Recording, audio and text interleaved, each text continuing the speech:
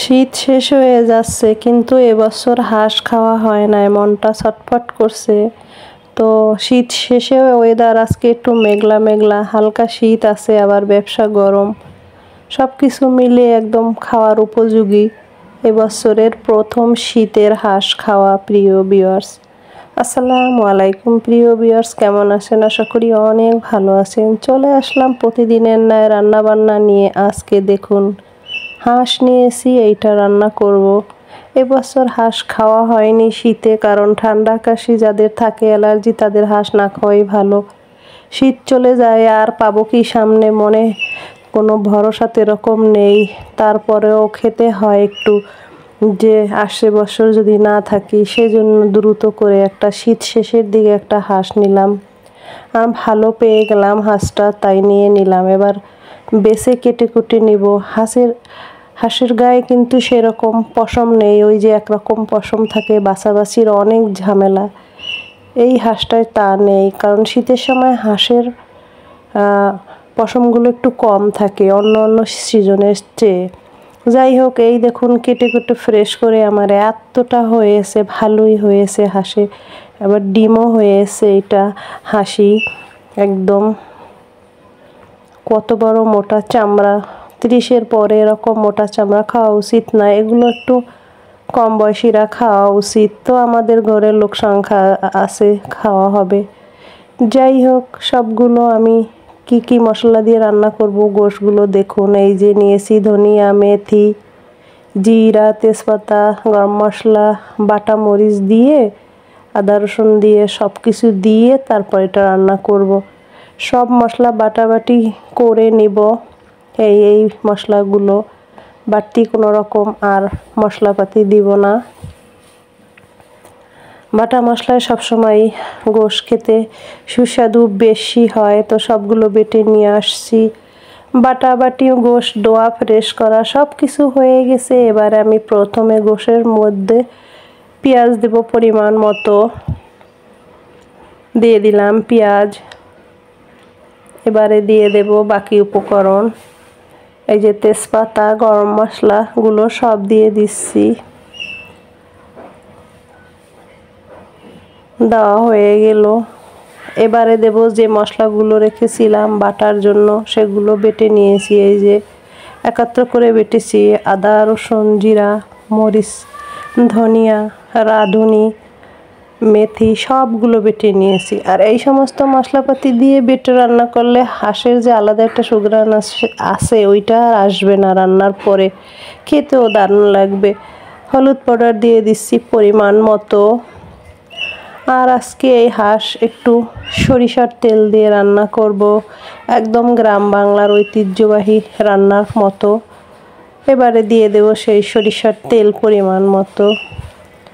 এখনও লবণ দেওয়া হয়নি, লবণটা দিয়ে নেব প্রিয় ভিউয়ার্স। তো এবারে মেখে নেব সুন্দর করে। এইটা কিন্তু মেখে তারপরে রেস্টে রেখে তারপরে আবার রান্না করব, এক পাকে বসাবো না। যেমন মেখে চুলায় বসিয়ে দিলাম, এইটা করব না। প্রথমে সব মশলাপাতি দিয়ে এই যে মেখে 10 মিনিট রেস্টে রেখে দেব, তাহলে মশলাপাতিগুলো এর ভিতরে ভালোভাবে ঢুকবে। তারপরে আবার অন্য কড়াইয়ে রান্না করব। মোটা চামড়াওয়ালা একদম হাঁস, তেলে ভর্তি হাসিটায় ডিম পাড়ার উপযুক্ত সময়।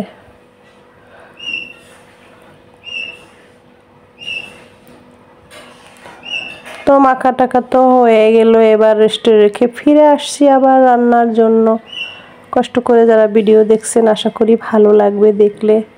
এবারে আবার কড়াই দিলাম, চুলায় দিয়ে দিচ্ছি তেল পরিমাণ মতো, আবারও সরিষার তেল দিয়ে দিচ্ছি। আজকের রান্নাটা পরিপূর্ণ সরিষার তেলেই হবে। এর উপরে দিয়ে দেব পেঁয়াজ।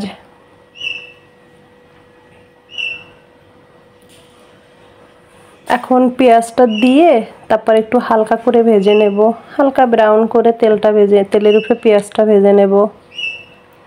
চুলার জাল একদম মাঝারি লো হিটের মাঝামাঝি করে রেখেছি। এই মাঝারি লো হিটের মাঝামাঝিতেই রান্না করতে হবে, হাই হিট করে গোশ রান্না করা যাবে না, তাহলে গোশের স্বাদ চলে আসবে না। ধীর গতিতে ঢাকনা দিয়ে গোশ রান্না করলে সেই গোশের দারুণ সুস্বাদু হয়। তো পেঁয়াজ ভাজাটাও আমার হয়ে আসছে, একদম পোড়া পোড়া করবো না, হালকা পেঁয়াজের কাঁচা ভাবটা চলে গেছে। এখন এর ভিতরে দিয়ে দেব সেই মেখে রাখা মশলা দিয়ে গোশ। ব্যাস, সবগুলো দেওয়া হয়ে গেল। এবারে ভালো করে নেড়ে নেড়ে কষিয়ে নেব। কিছুক্ষণ ঢাকনা দিব, আবার কিছুক্ষণ খুলে নেড়ে নেড়ে দিব। মোট কথা কষাতে কষাতে যতক্ষণ মশলাপাতি আঠালো হয়ে তেলটা চলে না আসে ততটা অবধি চুলার জালে এভাবে কষাতে থাকবো। আর জাল কিন্তু মাঝারিতে দিয়েছি, লো হিট করে, কারণ তা না হলে গোশের মশলাপাতি পুড়ে যাবে, গোশের সুস্বাদু হবে না।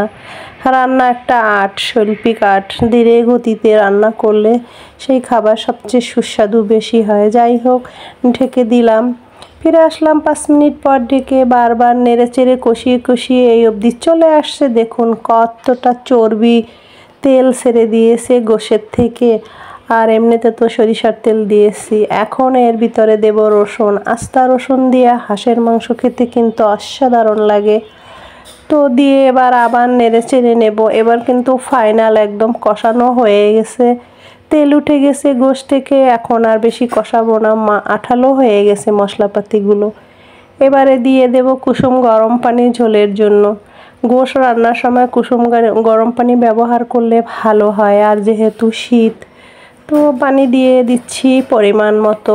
অলরেডি কষাতে কষাতে গোশ সেদ্ধ হয়ে গেছে, পানি বেশি একটা দিতে হবে না। তো দিয়ে দিলাম আমি পরিমাণ মতো ঝোল। এবার নেড়ে চেড়ে ঢাকনা দিয়ে ফুটে আসা অবধি অপেক্ষা করছি আরও 2-3 মিনিট।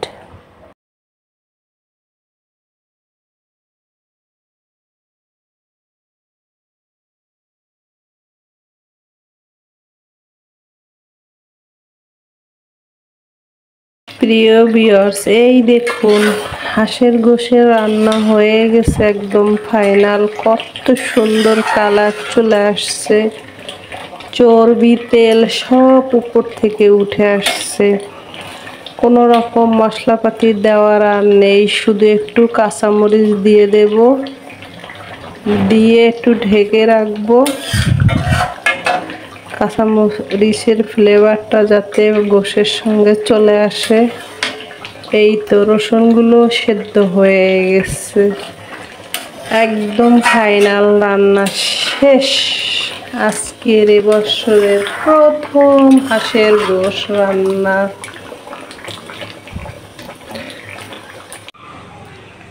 একদম হাঁসের কালো বুনা হয়ে গেছে রান্নাটা, রসুন দিয়ে মশলাপাতি বেটে রান্না করছি। আজকের মতো আল্লাহ হাফেজ।